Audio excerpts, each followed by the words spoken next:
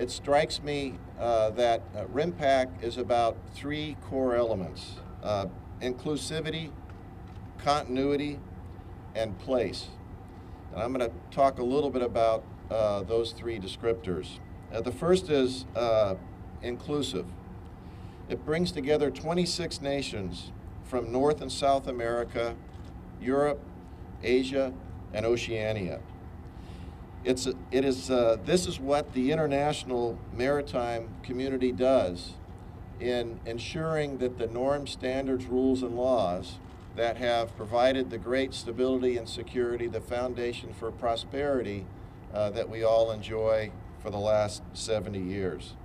And I want all those 26 nations that come to RIMPAC, when they leave RIMPAC, they feel that they are better prepared to respond together to a humanitarian crisis, that they're better understanding of best practices of the application of maritime power in order to increase stability and security within a given region. These are common goals, I think, of all the countries that come to RIMPAC. So I'm circumspect about identifying a goal for a single country. I recognize that each country comes, that they have their own goals. That's expected, and that's something that we encourage.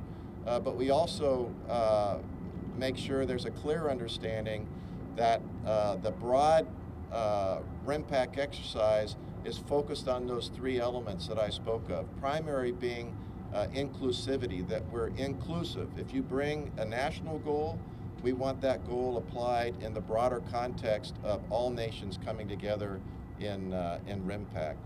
It goes back to the strengths of all the countries that are participating is really what makes RIMPAC such a unique and important exercise. So I think another great strength of RIMPAC is because it is so inclusive and includes with equal measure the opinions of all those participating, regardless of economic wealth of their country, regardless of the size of their navy or the size of their military. They all have equal voice. And I think because of that, we have been very well positioned with the philosophy behind RIMPAC, the focus of the exercises, that to actually be well positioned to cover down on future events.